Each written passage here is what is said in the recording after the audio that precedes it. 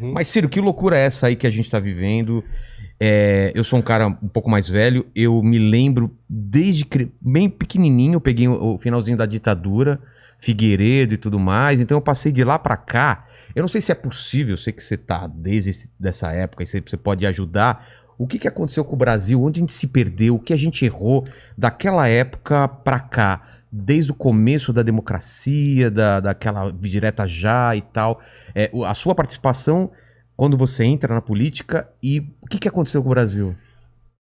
O Brasil tem dois problemas simultâneos e agora eles se encontraram no fundo do poço. Nós estamos no pior momento da história brasileira. Isso, é uma tristeza, né? Sem nenhuma dúvida. São números, não é uma questão de subjetividade. Tá. Cada crise é mais grave do que a outra, na hora que você está sentindo. E às vezes você passa da história e perde essa... Nunca houve tanto brasileiro desempregado, nunca houve tanto brasileiro na condição precarizada de trabalho, nunca houve tanto brasileiro que desistiu de procurar emprego, que é o desalentado. E o salário mínimo hoje tem um poder de compra o menor dos últimos 16 anos. Caramba. Então, se você somar isso com a crise sanitária, com mais de 500 mil de mortos, se você somar vamos dizer, a marginalização internacional do Brasil, os maiores índices de depredação da Amazônia, de destruição da Amazônia, nós temos a tempestade perfeita. Um panorama então, horrível. mas a explicação disso é muito importante que a juventude brasileira procure entender, e você está ajudando muito nisso, e não precisa ser careta, é uma coisa simples da gente especular. São dois problemas simultâneos. Um problema é o modelo econômico e o outro problema é o modelo de governança política do país. Tá com saco? Eu posso puxar a história. Vamos, eu quero vir lá de trás. Então veja, o Brasil vem de saltos históricos, né? Então em 1930, para tomar aqui uma data, o Brasil fez uma revolução. Nessa revolução havia uma pretensão que era mudar a história econômica do país e o modelo de governança política. Então se montou um esquema econômico que era, nós não vamos mais ser um país de produção de café, cana-de-açúcar, leite, carne e tal, e vamos agora ser um país industrial, que era a grande modernidade dos anos 30 e tal. Então esse era o modelo econômico. E o modelo de governança política precisava derrotar as oligarquias que tinham sucedido à escravidão e que faziam a tal política do café com leite. Café com leite, que era um paulista, um mineiro. Um paulista, um mineiro e o voto a bico de pena, não tinha voto secreto, a mulher não votava. Então, essa revolução pretende fundar o Brasil moderno. E ela organiza esse modelo de governança política e esse modelo econômico. De alguma forma, com muitos defeitos, funcionou. O Brasil, entre 1930 e 1980, que foi esse projeto, não é? A governança política foi mudando, mas o projeto econômico é o mesmo. Então a ideia de industrializar o Brasil, substituir importações, tudo que a gente trazia do estrangeiro. Como foi feito esse... Então a ideia era o seguinte, eles fizeram um mapa, né? Eu vou te dar um livro que explica basicamente que é dedicado à juventude brasileira. Então tudo que o Brasil comprava do estrangeiro com grande volume, era um mapa onde a gente ia tentar fazer nascer uma indústria nacional brasileira. Óbvio, se eu tenho um mercado que compra 1 milhão de enxadas, enxada mesmo, de agricultor, era tudo artesanato. Nós não tínhamos indústria metal-mecânica, porque não tínhamos aço no Brasil. Então, vamos fazer o seguinte, nós estamos consumindo 1 milhão de enxada por ano, então vamos fazer uma indústria de enxada no Brasil, que produza 2 milhões. Com esse 1 milhão a gente para de comprar do estrangeiro e passa a comprar daqui de dentro, gerando emprego para o nosso povo, salário aqui dentro, e o outro 1 milhão nós vamos vender para fora. E aí por aí nós vamos enriquecer. Essa era a ideia. Então, substituição de importação. Tudo que eu comprava do estrangeiro, pneu, eu ia ter tudo. O Brasil está voltando a... É importante recuperar isso, porque o problema de hoje está voltando a isso. A gente vende estamos comprando tudo de fora. A gente vende tudo de fora. Tudo. Então, na época, era tudo mesmo. Né? Então, eles decidiram fazer. E aí começa o problema, as contradições. Quem paga esse negócio aí? Isso é num tempo que os políticos não tinham essa mania de brincar de Deus e andar mentindo de forma absolutamente despudorada, como vem acontecendo mais modernamente no Brasil. A política virou uma grande mentira, salvo muito poucas exceções. Então a ideia é a seguinte, quem paga esse treco aí? No mundo, você tem um conflito político, que quem paga é o sistema de impostos, em que você cobra um pouco mais de quem pode pagar mais, um pouco menos de quem pode pagar menos, e fecha uma conta e o dinheiro para financiar o desenvolvimento vem daí. Esse conflito no Brasil nós nunca resolvemos, nem lá, nem depois, nem hoje. Então tem um conflito grave e aí alimentou-se a ilusão de que nós íamos ser salvos da incapacidade de produzir nosso próprio dinheiro, nossa própria poupança, que era um problema político, resolvemos fundar dívida.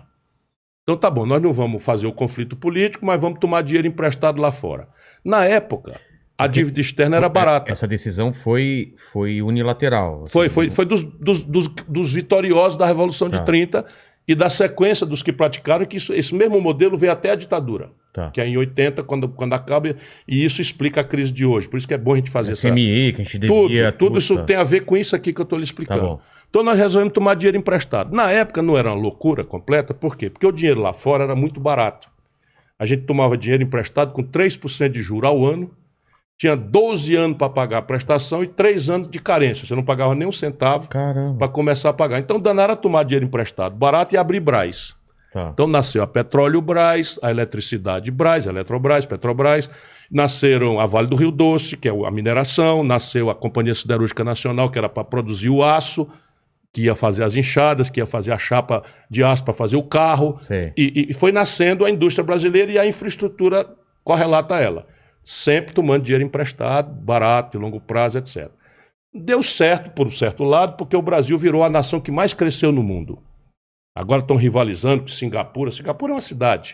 Não dá para comparar com um país grande como o Brasil. Mas mesmo se você tomar qualquer um, o Brasil é o terceiro país que mais cresceu na história do capitalismo mundial. É muito importante a gente saber disso. Eu não sabia porque disso. O céu é o mesmo. O chão é o mesmo, até melhor, porque na época não tinha petróleo, agora a gente tem o pré-sal. Na época não tinha Vale do Rio Doce, a gente não sabia a província mineral riquíssima que o Brasil é. Portanto, o chão é mais rico do que jamais era na época. Exatamente. E o povo é o mesmo.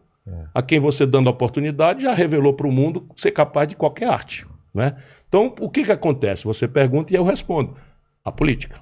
Então, o modelo econômico e o modelo. Então, por que esse modelo morreu? Por quê? Morreu por quê? Porque aquele dinheiro que era de longo prazo e barato, em 1979, mudou radicalmente. Os americanos pegaram o juro, que era 3%, jogaram para mais de 25%. E todos os países que dependiam de dinheiro de fora para sobreviver, quebraram, que apartaram em banda. Então essa é a primeira razão. A segunda razão, tem a ver com o drama de hoje também, tudo isso tem a ver com o drama de hoje, foi o problema da aceleração da tecnologia. No passado, como é que a gente ia industrializar o Brasil? A gente, em vez de fazer um esforço de desenvolvimento tecnológico, científico, uma universidade aplicada, nós fomos pelo atalho de copiar e colar. Né? Copy-paste. Então, pegava uma linha de montagem da Volkswagen, a primeira indústria automobilística, pegava a linha de montagem da Volkswagen de segunda mão, eles iam botar uma linha de montagem, trazia para São Bernardo do Campo e ia produzir um Fusca. O Fusca que saía aqui era igualzinho o que ia sair lá. Então nós estamos ligados, estamos no up-to-date, né? Estamos na última geração.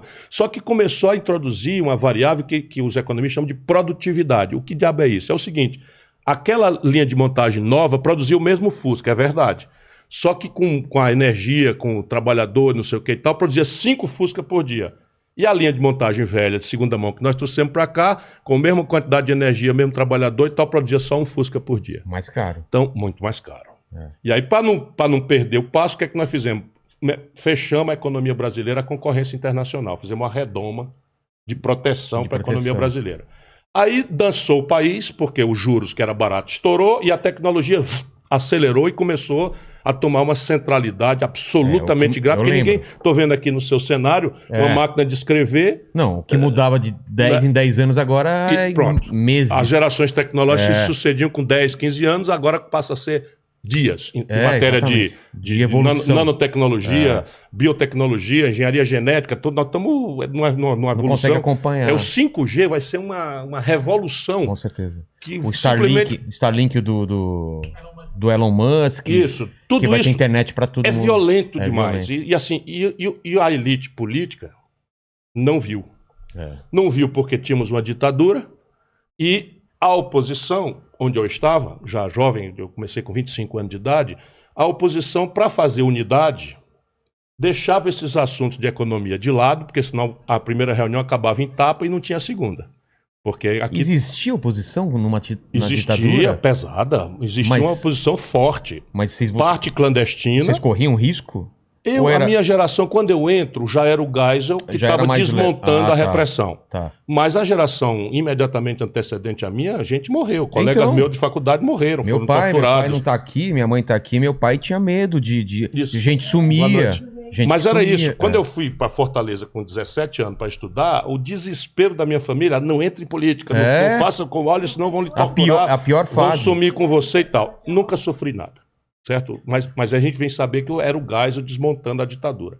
Mas o fato, para explicar ainda a primeira pergunta, é que nós da oposição, para poder enfrentar a ditadura, tínhamos que fazer um tema só institucional, não podíamos debater economia. E aí combinamos o seguinte, o que nos é comum?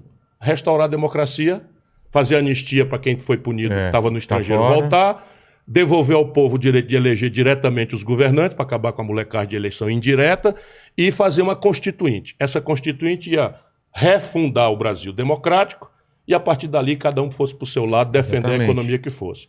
Deu certo, ganhamos todas, restauramos a democracia. Por que os generais, o pessoal estava saindo disso? Eles não Porque a crise estourou no colo deles. Eles não queriam falar assim, toma para vocês. Essa explosão do juro e o impacto da tecnologia foi no colo deles. Exatamente. Percebe? Então, a inflação veio como consequência disso e tal, e aí eles se desmoralizaram e transitaram o poder. O que acontece? Uma vez vencida a agenda política, institucional, de direito... nós nos deparamos com uma absoluta incapacidade dos democratas da época, Fernando Henrique, Lula, que são os que ocupam o poder, que são todos dessa geração, mas não foram ao poder. Eu estou falando dos dois que dominaram 6 eleições. Não tinham proposta para a questão do projeto econômico. E no mundo veio a onda neoliberal, que nasce na Europa como uma resposta, vamos dizer, da Europa à chegada da China, do Vietnã, do Japão, de Singapura, da Malásia, que vem com um produto industrial dramaticamente moderno, avançadíssimo, sem o custo do estado de bem-estar social europeu. Que aí o produto europeu começa a perder a competição. Qual foi a sacada desses países com esse neoliberalismo de fazer a indústria ela ficar mais moderna e crescer? Isto não foi uma opção neoliberal, isso foi uma opção oposta. No Oriente foi uma opção oposta, em que toda a aposta da tecnologia, do financiamento e do mercado doméstico e do mercado de comércio exterior foi ordenada pelos estados nacionais. Eles fizeram um plano a longo prazo? O Japão, por exemplo, foi o pioneiro. O Japão fez o MIT, que era o Ministério da Indústria, do não sei o que, e do Trabalho. Então era o MIT que resolvia toda a questão. E eles não tinham autonomia tecnológica, eles viraram um negócio de copiar e miniaturizar. Eles era uma brincadeira até. Nunca inventaram a coisa, né? Então, mas eles pegavam a coisa e diminuíam o tamanho e tal, e começaram a fazer, né, essa indústria. E a experiência chinesa, que é a mais violenta, vem com o Estado pesadamente organizando a economia. Coisa que é verdade no mundo inteiro. Por exemplo, a internet que nós estamos ocupando agora foi criada pelo Estado americano, a pretexto de defesa. Depois, o que é que os americanos têm de extraordinário? É que depois que eles dominam isso... Caísse tudo e eles iam ter essa comunicação militar de defesa. Uma vez feito o investimento e dominada a tecnologia, eles passam para a indústria privada, que tende a melhorar as coisas. O celular foi criado pelos americanos, pelo Estado americano. Então, assim, nunca existiu projeto de desenvolvimento sem o Estado está presente ali. Então tem todo um debate que, ao invés de ser inteligente, repete mistificações de propaganda. E o fato concreto é esse. Então o Brasil tem um problema que é o modelo econômico velho morreu e nós não conseguimos montar um modelo econômico e começamos a imitar a ideia neoliberal que tem sentido no ambiente europeu, porque de fato o produto europeu industrial começou a não ter capacidade de ganhar concorrência, porque vinha uma cunha de imposto em cima, 40%, 50% do PIB de carga tributária, enquanto o produto chinês da Malásia, etc., vinha limpinho, sem imposto, porque o governo assumia concretamente os custos básicos de produção e manipulava outras condições de competir, que era um pouco mais complicado, para ganhar mercado.